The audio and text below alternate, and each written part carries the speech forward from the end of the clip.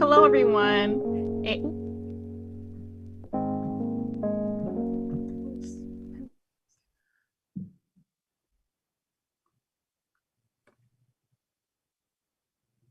Hello, everyone. My name is Nadia Davis, and I'm honored today to be our moderator for the Feminism Live Talk in relation to our Feminism Teach Out that is live on Coursera.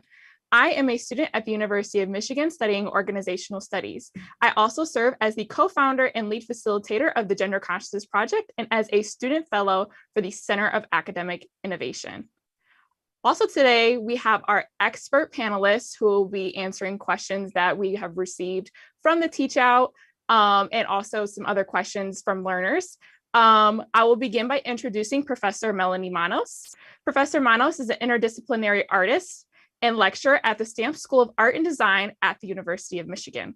She's currently working on visualizing women's work, which uses media to call attention to the invisible labor of women in society, which is also the basis of the forthcoming course from the Center of Academic Innovation on using art media for social justice. Next, I would like to introduce Dr. Ketra Armstrong, who is a professor of sports management and the director of diversity, equity, and inclusion for the University of Michigan School of Kinesiology. She is also the director of the Center for Race and Ethnicity in Sports, and she is an affiliate faculty member in the Department of Afro-American and African Studies and Women's Studies, and also the University of Michigan NCAA faculty athletics representative. Finally, I would like to introduce Kyra and Nyla Hooper, who are both students at Belleville High School and students of my own, as they are both participants of the Gender Consciousness Project. I'd also like to note that the audience can drop questions live in the chat function throughout the day or throughout our talk, and we will try to answer them as diligently as possible. So the first question that I would like to ask the panelists is a very broad question, and I think would be perfect to kind of start off our conversation today. And that question is, what does feminism mean to you? And how has your own definition of feminism morphed over time?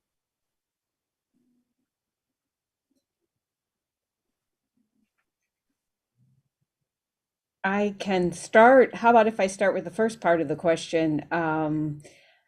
Feminism, for me, what it means for me is it is really my lifeline.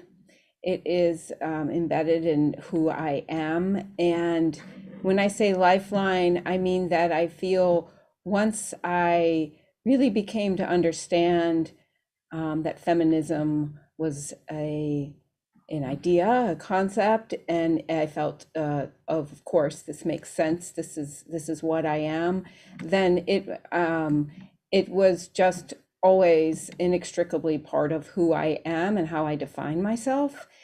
It is part of my professional practice in terms of the premise for many of the projects that I make, and it also is a big part of my community. I'll go next. So, so when I think of feminism, so like essentially like equality, regardless of biological sex, gender identity, gender expression, etc. Right, right, physically, economically, politically, etc. Right. People should have the opportunity for the fullness of life, regardless of their sex. But it's really interesting. I was a feminist, I think, before I even knew it. And I think one of the things that was unique for me in my household, my mother and my father, they weren't so ascribed to these gender roles. Like my mom didn't mind going outside doing yard work. And let me tell you, my dad was a cook. He could cook a mean cake like you won't believe. Betty Crocker had nothing on my dad, just so you know. And so I didn't grow up with a woman does this, a man does this, a woman can do this, a woman cannot. I mean, I didn't have those gender roles that were so concrete in my house. And I think the other part, for me, I was an athlete. And thankfully, I was a good athlete. And so because of that, it sort of gave me privilege that some of the other girls did not have. Because I was a good athlete, guys would pick me first before other guys to play sport.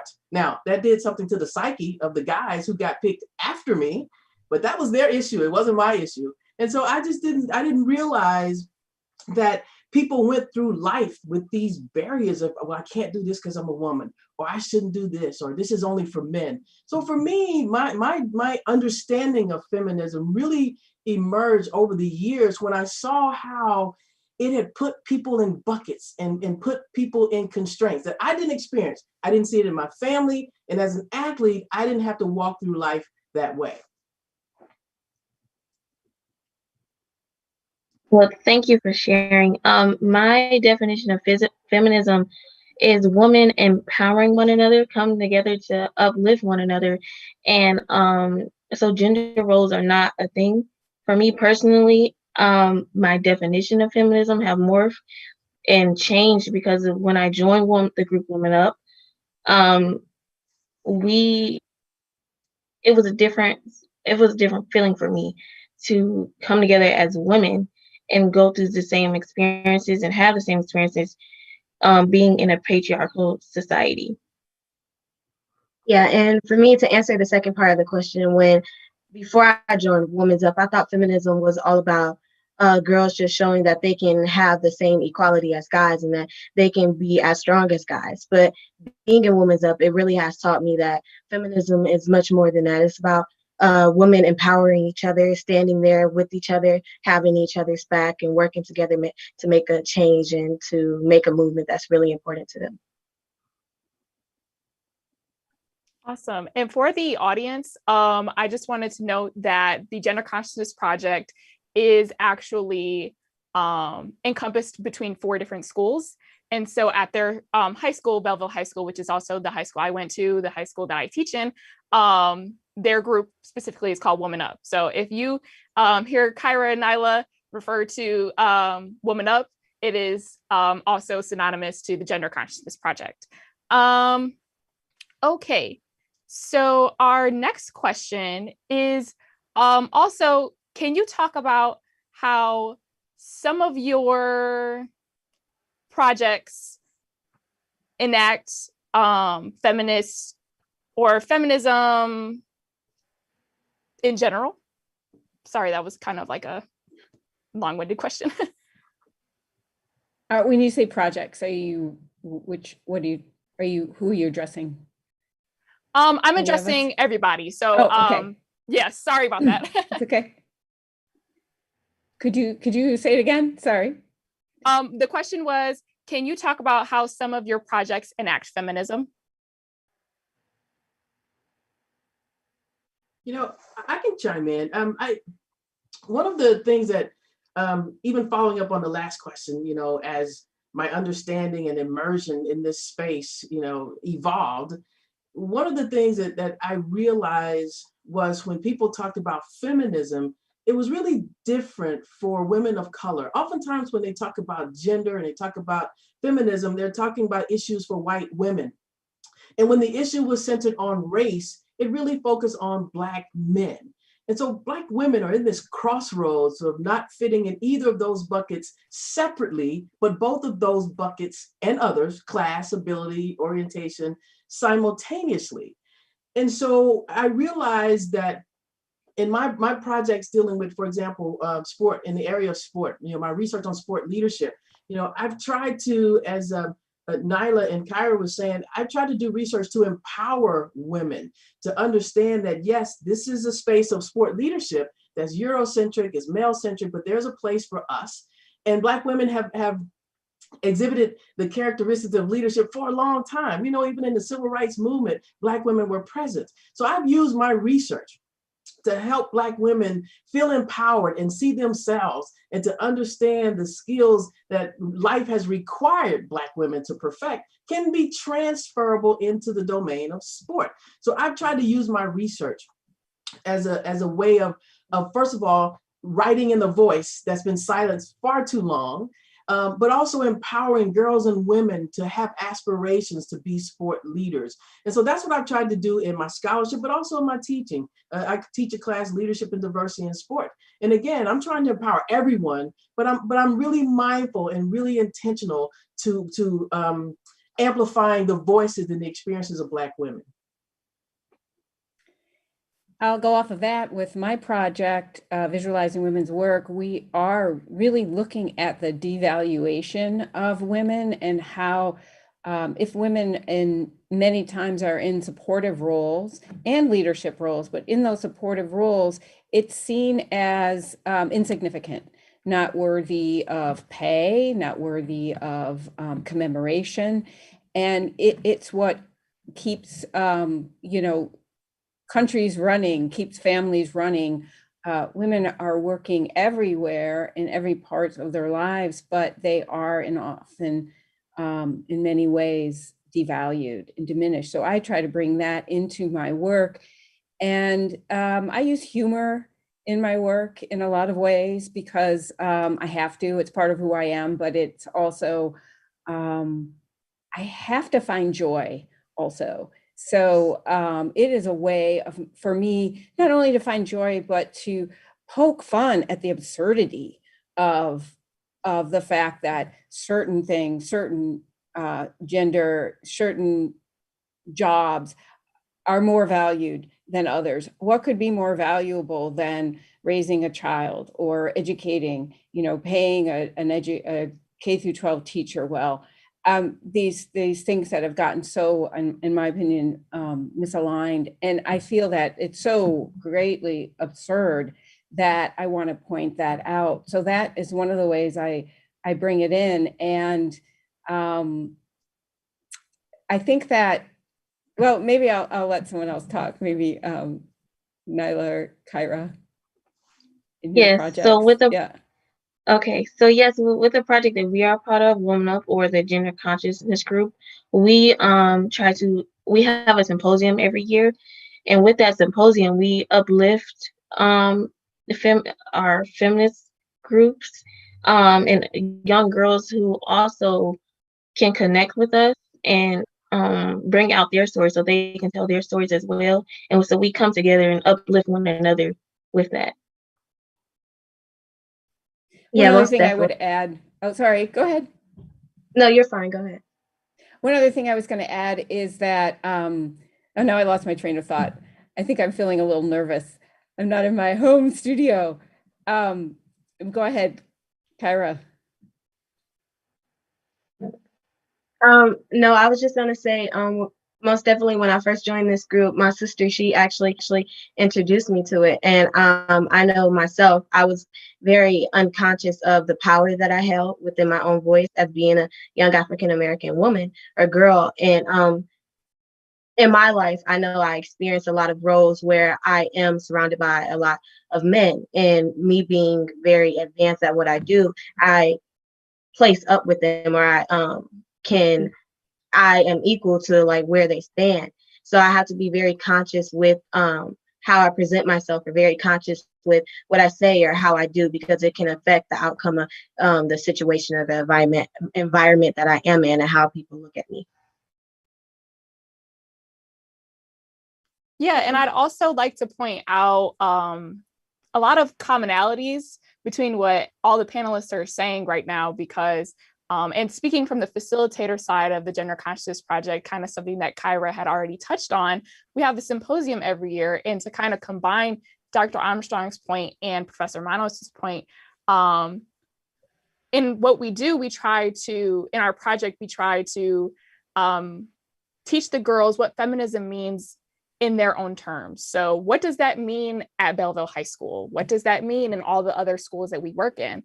What is the culture like at the schools and the communities that we're entering in? And what matters most in these communities? And so we really try to gear the symposium projects, but also our conversations in general around what these girls are seeing in their communities and what they want to challenge, what they want to change, and what they want to see in their ideal world. So I think that, and a lot of that is expressed through art, like Professor Manos's project was kind of emphasizing on. So I think that's really cool how we all have kind of our own versions and definitions of what feminism is, but we share a lot of similarities, and we share a lot of commonalities within our different projects. So I think that's just a testament to how amazing and diverse feminism can be, really.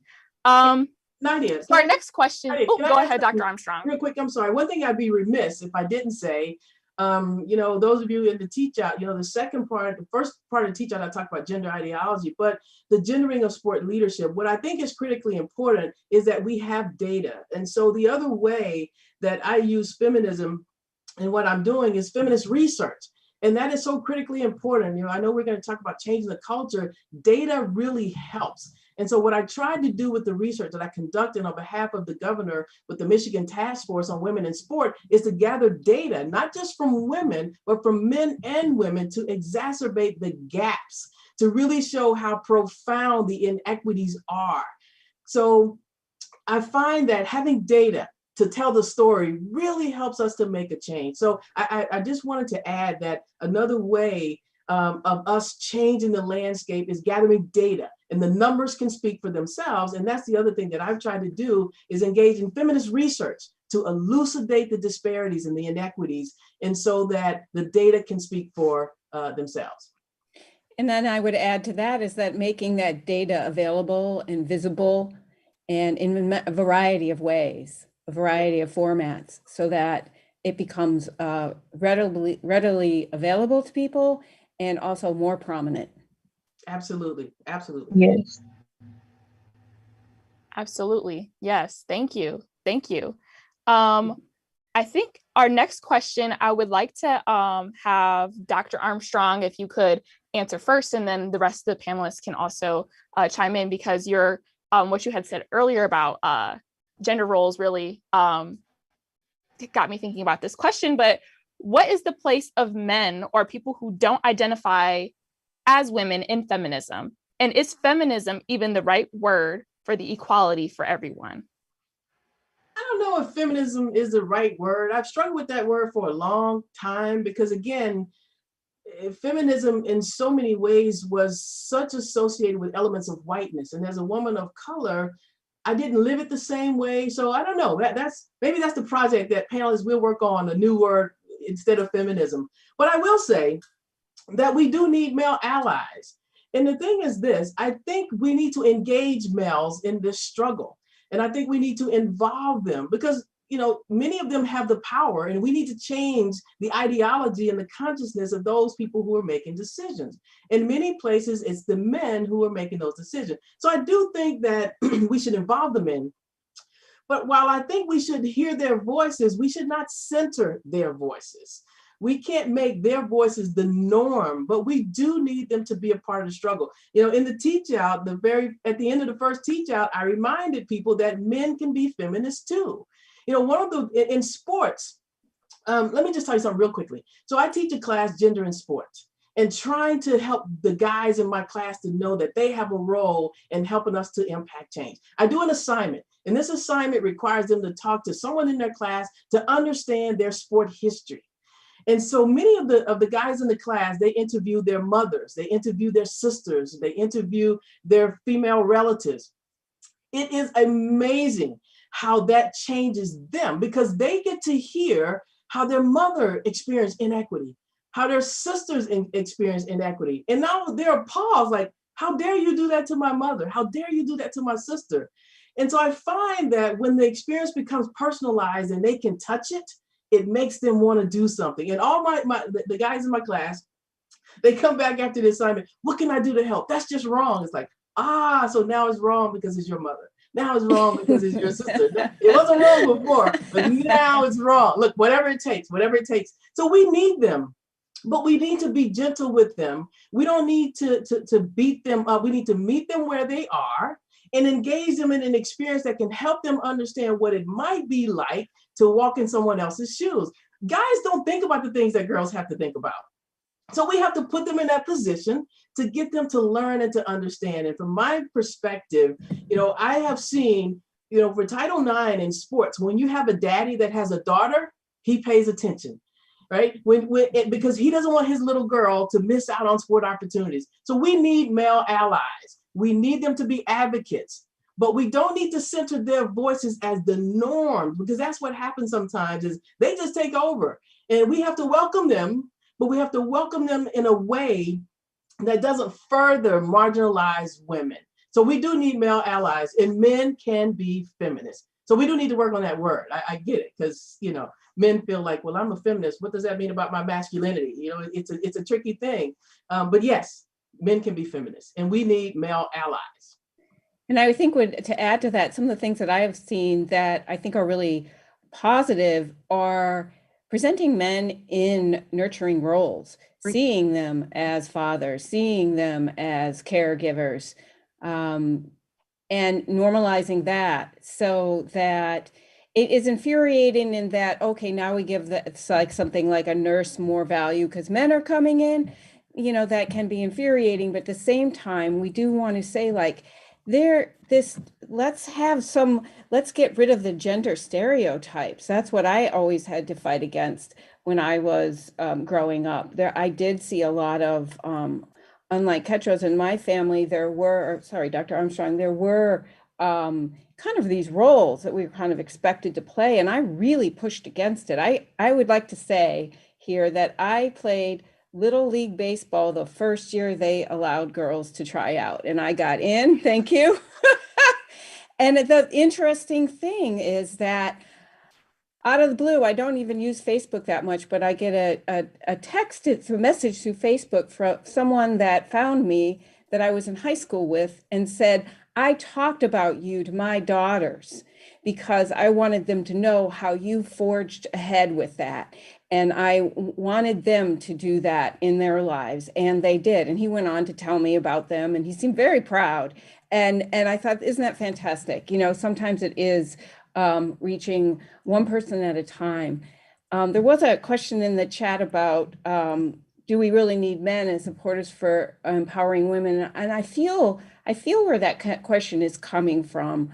Sometimes you just want to say, why even? But I think that for the person asking that question, I would say you surround yourself with the people that you feel that empower you. And then, but remember that men are part of this planet also. So maybe it's not how you find your power or your feminist community does, but we do want to have equality across the board. So that's how I would respond, if that's helpful. Yes, and I can agree with. Oh, go ahead. I'm sorry, but yes, I can agree with both Dr. Armstrong and Professor Manos. Bringing men inside of the feminist, the outside of a feministic group, I feel like is very necessary because it brings not only inclusion, but when you make the situation more personal, they can understand it more, and I feel like it's a very necessary move to do. Yeah, and most definitely, I think it's really important how we explain it to them and how we let them understand like how we view it, like our point of view of the situation, so that they can relate more and understand and say, oh, I truly get what you're saying. I would love to work with you. I would love to help you. And once they get that down, I think we can really have men and women work together on this movement. Yeah. I think the careful part, kind of going back to that question, is I do think we need male allies, as I mentioned before. We need them to be advocates, but understand this is a fine line. We don't need them to validate our experience. That's the difference. We don't need their validation, and bringing them in is not a way of validating, yes, there really are issues. That is so not what we're suggesting, right? We're saying we can feel empowered in and of ourselves, but having male allies is important. But I think the problem is when men are used to validate the problem, to validate that there's something going on, and that is not what we're suggesting. Yeah, and I think to kind of talk a little bit about my own experience as well, as a facilitator for GCP, this was not personally, it was kind of like a social experiment. It wasn't necessarily in the high school that I work in at Belleville, but it was another high school called Central Academy, which is in Ann Arbor.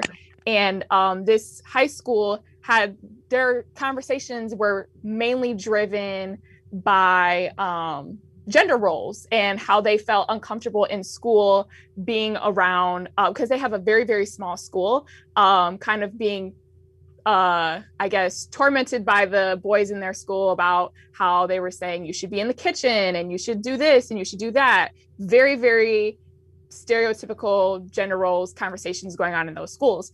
And so what they did was they invited the boys in their school to their meetings.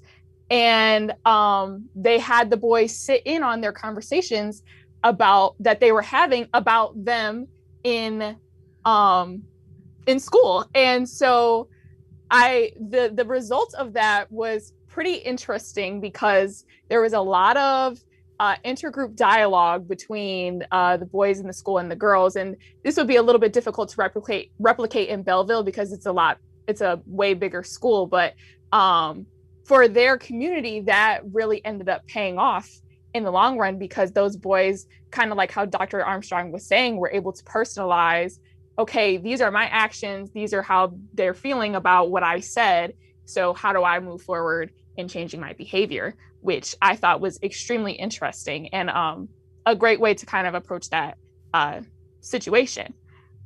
So I would like to ask this question to start off, Professor Manos, because this is something you briefly touched on earlier, and also the rest of the panel obviously can chime in on their thoughts as well. So how can we enable people, especially women, raised in households that are more traditional, to fully shed their biases, including internalized misogyny, against feminism?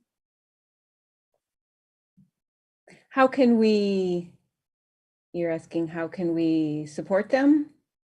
Yes, support, enable, that kind of thing.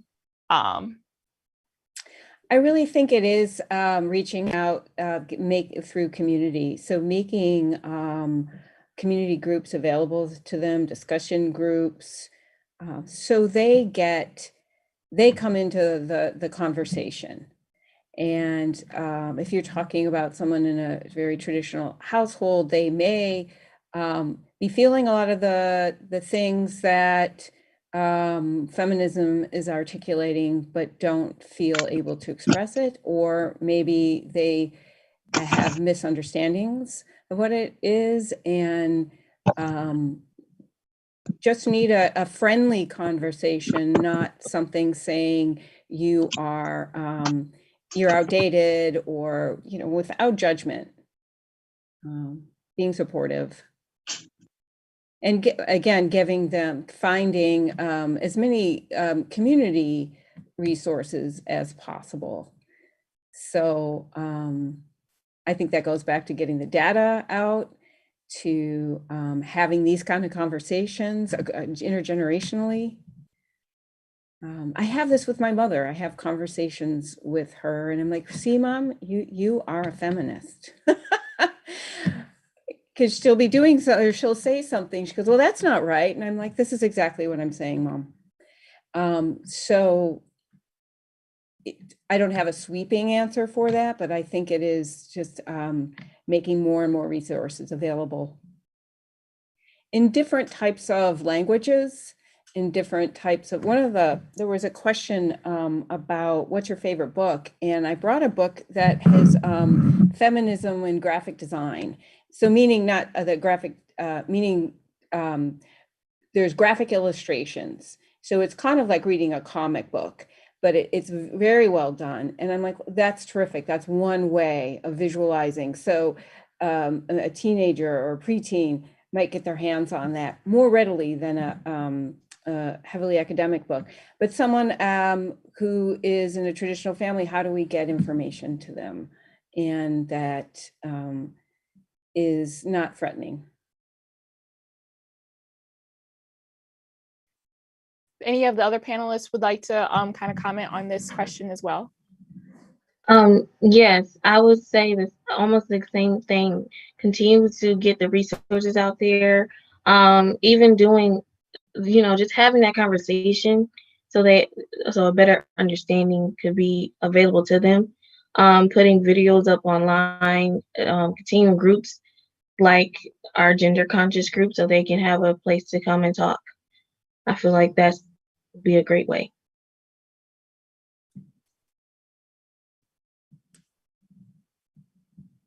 Would anybody else like to comment on this question before we move on to the next question? No, we can. I think that internalized misogyny is tough. It's a tough one and to overcome. And I think with anything, it's the first step is awareness, saying, wait, this is actually not right. And sometimes you need to hear it from someone else, saying, identify this. This is actually misogynistic. This is not okay. Oftentimes that's the very first step. Yeah, and just to add really quick, I think it's really important for people to share their stories, because then they can see that other people can relate to them and be like, oh, I'm not alone. Like, it's other people going through this and I can relate to them. And it's really important for us to just show that we can be there for each other and that we can support each other. Yeah, I think also in my experience with GCP, one thing we like to do, kind of touching on your point of internalized misogyny, Professor Manos, is that we try to, and we touch on this also in the teach out, but trying to get the girls to understand how they collude in their own oppression. And that can be very, very difficult if you identify as a feminist. So if you identify as a feminist, you think, you know all these things, but misogyny is such a broad topic that we think that, okay, I believe in equal rights, so I'm a feminist, so there's no way I'm colluding in my own oppression.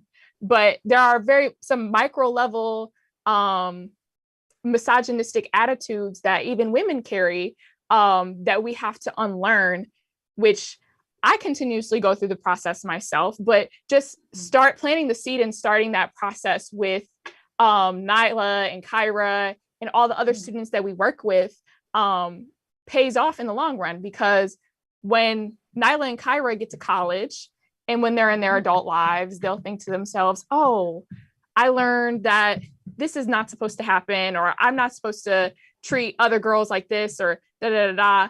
And now I feel like when I just did this action, okay, this is misogynistic. How do I check my own behavior? It's something that is constantly, once you start the unlearning process, it's constantly in your subconscious, like, okay, was that really inherently feminist what I just did? Or making that decision.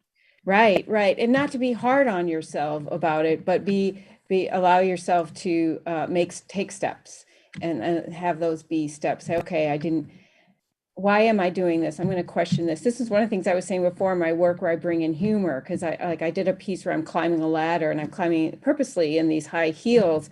But in the photo, it says like, okay, why again am I wearing heels? Because I'm trying to identify with the person climbing, like, she feels that she needs to dress a certain way.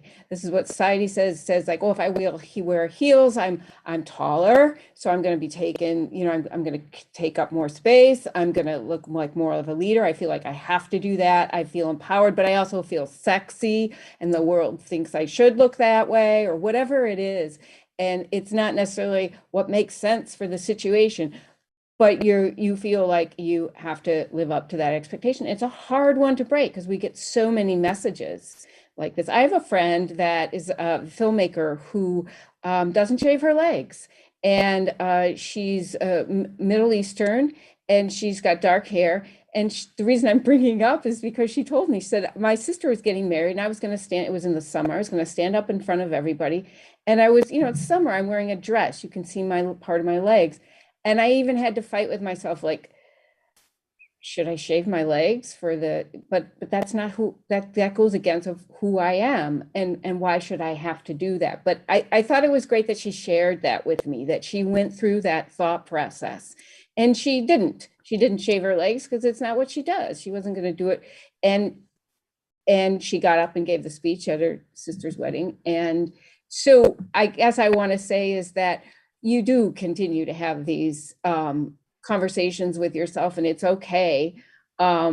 We are making advances, we are moving forward, but there's a lot of signals that we get from all areas of news and culture that tell us we should be, this is the way you want to look, or this is the way you're attractive.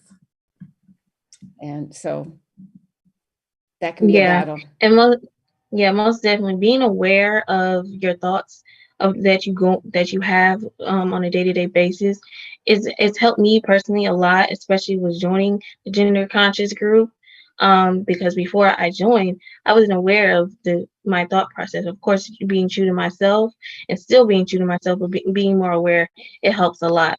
Yeah, because me also as well personally, I had to redefine my thought process, or how I identify what confidence or self-empowerment was, because I was going off of based what society told me, and not based off of what I actually like grew up on, or based off of what I know, like, oh, if I want to do this today, then I can do it. It like society doesn't have to tell me what I can and cannot do. So it was something of a matter where I had to go deep deep within myself, and then redefine certain definitions that society had taught me.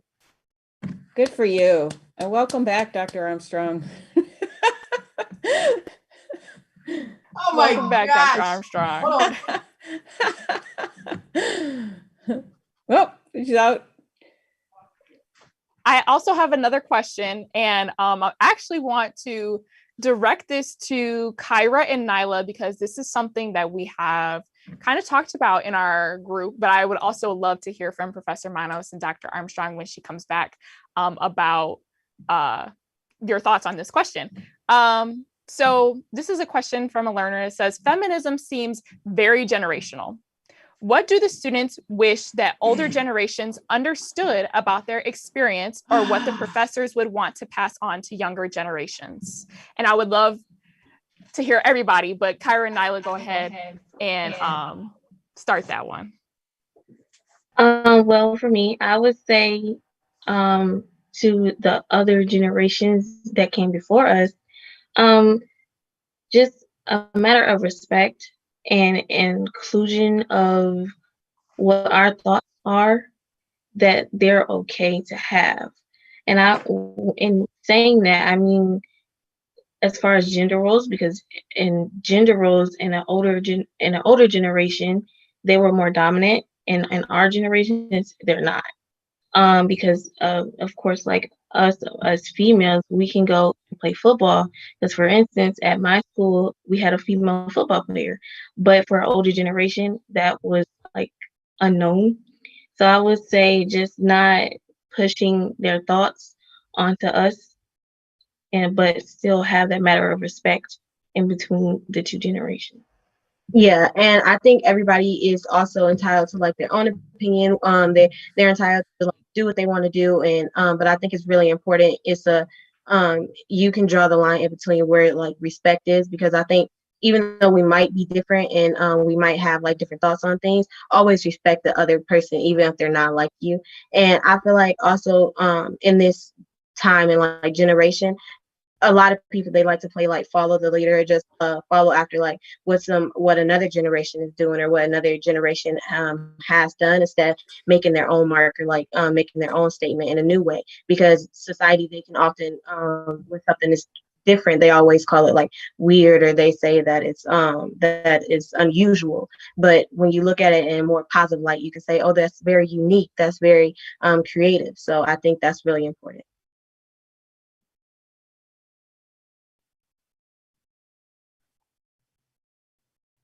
Professor Manos, or go ahead. Sorry. What was your question? Gang, I am so sorry. I apologize. It must have been something I said in the men of the universe didn't like, and they like, get her out of there. I'm so sorry. What was your question? No, I'll repeat the question for you. So the question was, feminism seems very generational.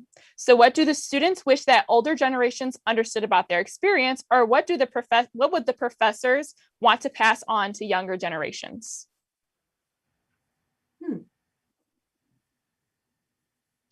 I feel like it's intergenerational. I mean, I feel like I'm where I am because of generations of women, many generations before me. And I think it's important to really honor that history. Maybe what the questioner is saying, that there's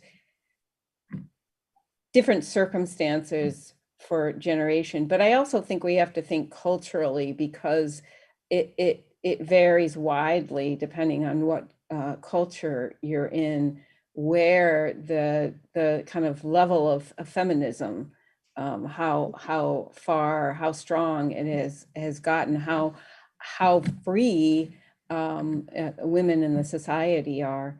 So I really, for me, like, wanting to pass on is just love and respect, and that I'm just like so proud of when I see like Kyra and Nyla here. And I think the Gender Consciousness Project, like, keep it going, and it should be everywhere.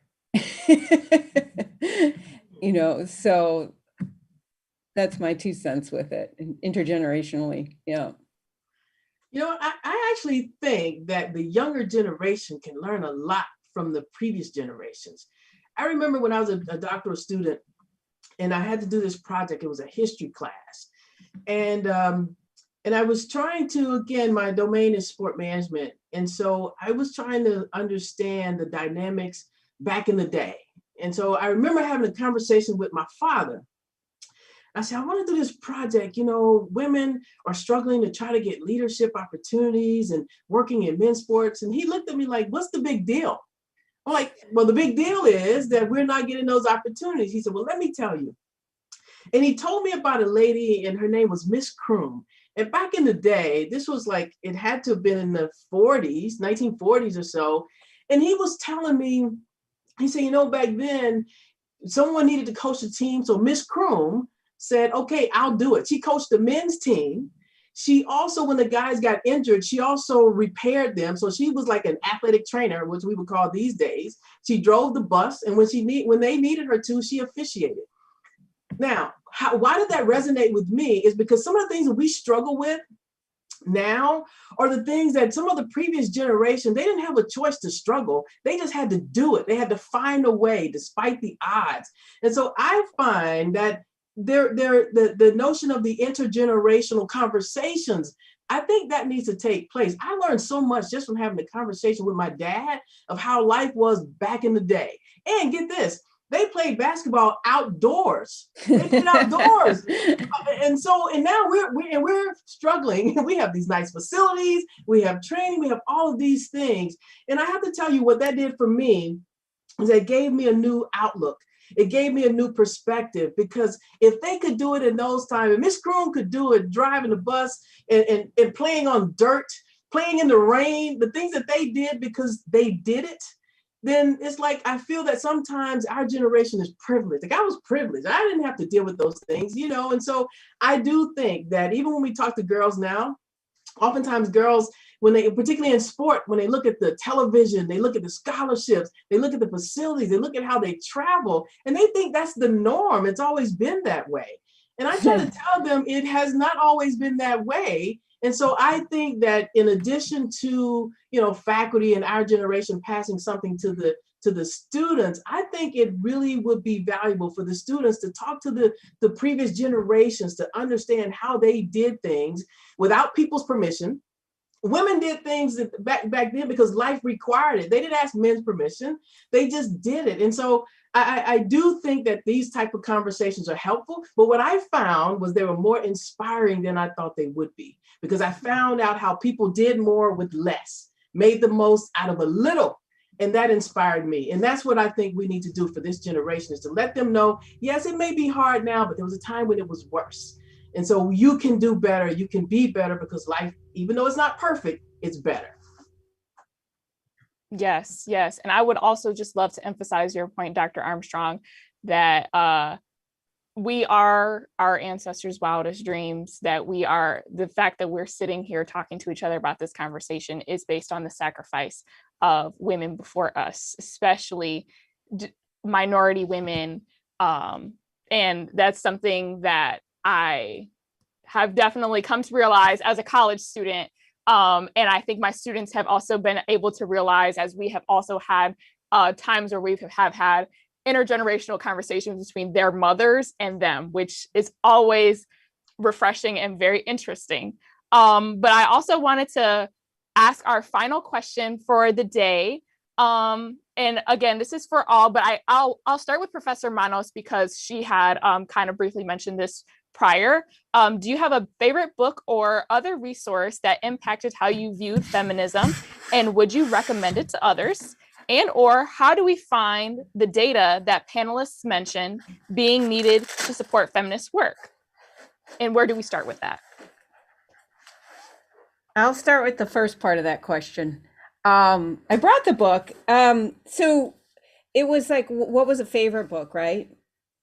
Yes. I feel book like, or another resource. or book, another resource. There's something called the Feminist Frequency, and it's women that are looking at gaming and the huge inequities. I'm really interested right now in the huge inequities within cyberspace, right? So data entry in cyberspace. The numbers are really skewed in how much is being inputted by men in kind of a narrow demographic in Silicon Valley, and how do we expand that? So all of this information that's coming at us, we've got to make sure that women are part of that conversation, and we're not enough. So we've got to find ways to do that. That's really important to me. I'm in the visual arts. So like I said before, I found this Feminism, a Graphic Guide, Kathia Janai, I'm kind of butchering her name, Jananti, with graphic images, because I thought, well, here's another way to bring in the conversation.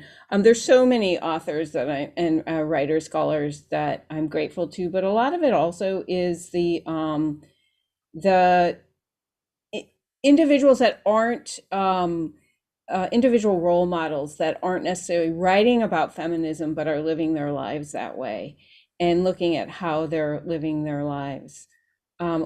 One name though I'll throw out that most of you probably know is Bell Hooks. I just can read her forever, and love listening to Roxane Gay. Can listen to Roxane Gay forever. So those are a few. A book of mine that really empowered me was Copper Sun by Sharon M. Draper. I read it a few years ago, and the main character, Amari, she escaped slavery by herself. She did it alone with a child, and I felt like that empowered me because it allowed me to look back at what African Americans went through, but not only African Americans, but African Americans as a female went through. And the fact that she did it by herself, it allowed me to realize, like, okay, I can do this by myself as well. So it just gave me that power from our past, and it put me into my present where I am now. So yeah, Copper Sun by Sharon M. Draper is most definitely one of my favorites. Yeah, and as well, I actually have a book by Sharon M. Draper called Darkness Before Dawn that I read when I was in high school. And it was about a young lady who was going through a struggle of losing her boyfriend in a car accident. And her boyfriend was always there to like kind of, she didn't understand or realize that she found her identity or built her identity with him always being around. So when she lost him, she was going through a struggle of having to find who she was without him. And it's mainly just about her growing and finding her own self-worth as a woman within high school, going through her own struggles. And it's really empowering, really inspiring, and very, very touching. So I'll also add one of my, I don't know, I read something every day, something different. Let me tell you my favorite book, just as an aside. My favorite book all time is like my 8th grade science book. Don't judge me. It has everything that about the stars and things that we thought we'd never need again. So that's one of my favorite books, all right? 8th grade science book. It's fascinating. I still read it to this day. But as it pertains to this conversation, this is the book that changed me. This is the book that allowed me to find myself. It's Black Feminist Thought. This is the 2nd edition. I think there may be another one, but it's by Patricia Hill Collins. And what I love about this book is that before, when I read about feminism, I didn't see me in it. I felt invisible because the struggles that I know my foremothers, it was just a part of their lives. it wasn't addressed. What I love about this book is, number one, it centers the Black female experience. It centers it. It doesn't marginalize it. When we talk about gender, sometimes, as I mentioned earlier, Black women are marginalized because of gender. They're marginalized because of race. And so this book actually puts it in the center, and it speaks from the lived experiences of Black women. And what I love about it, there are tenets there of empowerment. So it talks about this legacy of struggle, but it doesn't use the legacy of struggle as a way of victimizing women. I think there was a question that you all talked about internalized misogyny. This book counters all of that.